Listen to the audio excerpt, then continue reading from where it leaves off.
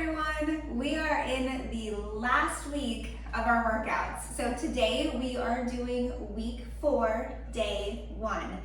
Really good lower body workout today. We're doing one of my favorite exercises, which are Bulgarian split squats, or as they're written up in this program, your rear foot elevated split squats. So I'm gonna show you guys a bunch of different variations for this. It is a bit more of an advanced movement, but it is a wonderful unilateral exercise. There's so much core and stability happening with this as we're isolating one side at a time. So our goal is to go through 4 rounds of this one, and I'm gonna encourage y'all to get through those 4 rounds on this last week. I know that we've been saying you can modify it down to 2 or 3 rounds, which of course is still okay. But I'm gonna encourage you guys to try and stick to that 4 rounds today. So our rear foot elevated split squats, we are doing 8 reps on each side, and we're following the 3-0-1-0 tempo with this, not the 4 seconds, we're gonna do 3 seconds. I know it's not much of a difference, but I still want you guys to keep that time under tension as you're going down to the bottom of your split squat. So let's go over what this looks like, and then we'll go over the different modifications for it. So I want you guys to have dumbbells with this. You're gonna go as heavy as possible. So whether that's holding your heaviest set of dumbbells, your lightest set of dumbbells, maybe you hold 1 dumbbell, or if the weight is too much, you do it with no weight. But you're going as heavy as possible for you today. So as you can see, I got my bench here. You are going to place your back foot up onto the bench. So this is a lot of stability and balance with this one. So take your time getting into it.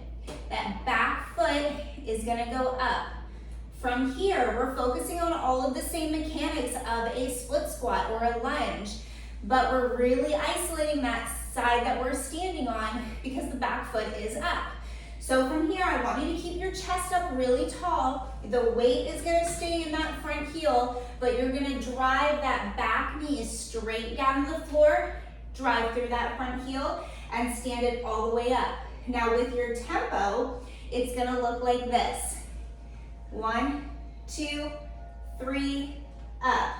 1, 2, 3, 2, 1, 2, 3, 3, 1, 2, 3, 4. Going as many reps as you can, trying to get to 8 reps, but you can scale it down if you need to. This one is gonna burn because we're focusing on that 3-second tempo on the way down. Now we can do the same movement, even be close to the wall or a chair to use support for this. But we're still going through the same range of motion without any weight. This is a really great way to modify this exercise to where you're still going 1, 2, 3, and up. 1, 2, 3, up. So trying to follow that tempo. Now, if that exercise is too difficult with having that back foot elevated, we can do our regular split squats. We can even hold weight with this. Still go as heavy as you can, whether that's your heaviest set of dumbbells or you're scaling it down to body weight. Either one is fine, but we're still following that same tempo. 3, 2, 1, up. 3, 2, 1, 2. Trying to keep that tension all the way through each rep. So we're going 8 reps on each side. Then we're going into dumbbell curtsy lunge, alternating sides. 16 reps is the goal. Again, I want you to go as heavy as possible with this. So our curtsy lunge, if you remember, you step back and off to the side. Back knee still goes straight down, weight in that front heel, you step it together, step back and off to the side. We're going 16 alternating reps, and just like how we went over with our split squats, if 2 dumbbells is too much, we hold it in the front rack position, just with 1 dumbbell.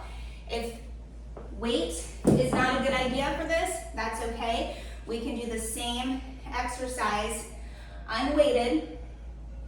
And if you need more balance and stability, you can grab a chair and just go all 8 reps on one side. Bring it to the other side. All 8 reps on the other side. And if your chair is high enough, as you can see in some of those demo videos that I've attached to this, you can hold the chair in front of you and still go alternating reps. So lots of different variations and modifications for the curtsy lunge. The third exercise to this is our single leg glute bridge. So you guys will be laying flat on your back for this one. We're gonna bring the foot down that's on the floor, driving through that heel. The other leg is pointed up. We wanna drive through our heel, squeeze the glute at the top. We're going 10 reps on one side, and then you will switch 10 reps on the other side.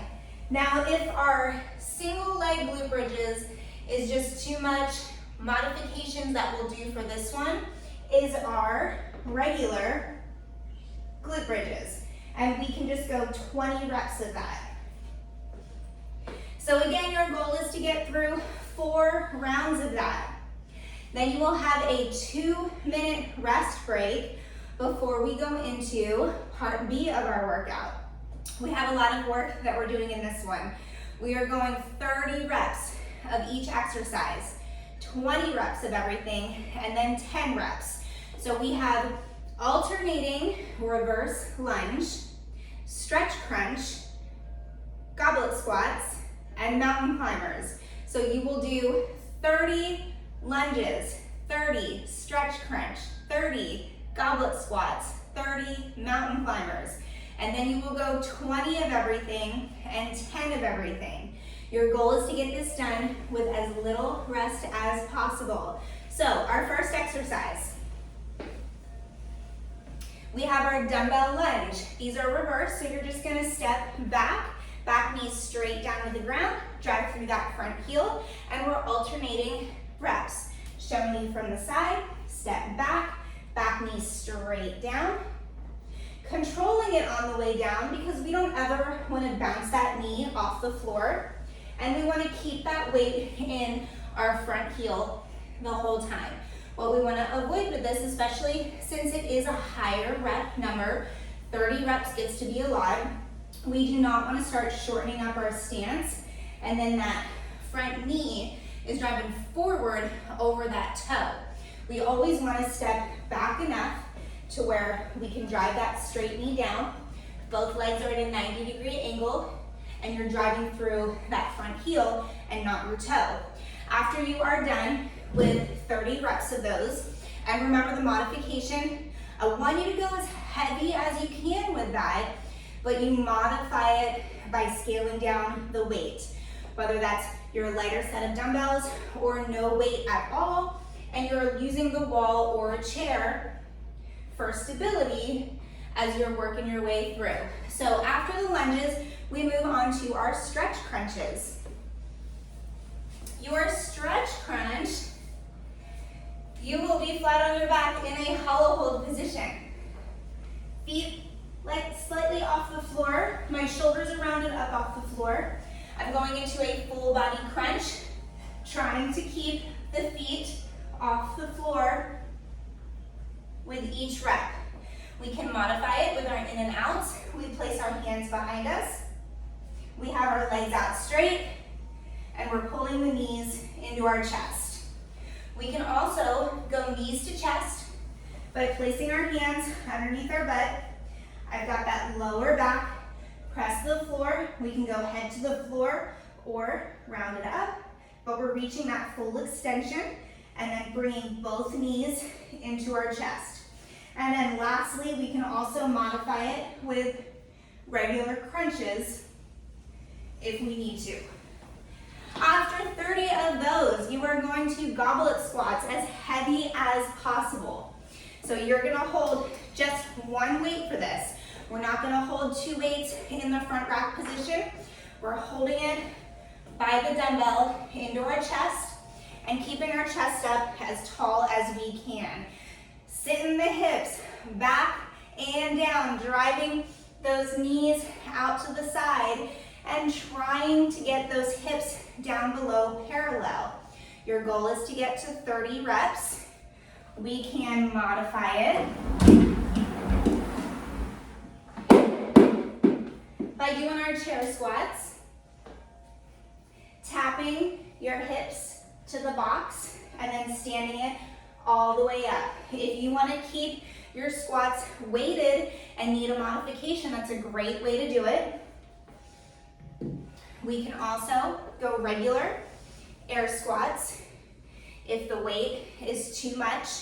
And then if we still need a modification from there, we can do our air squats to the box. After our 30 squats, we are going into mountain climbers. These will be 2 count, so these will be a bigger set. Your mountain climber is crossbody, meaning you're gonna drive the right knee up to the left elbow. So our starting position is in a tight plank.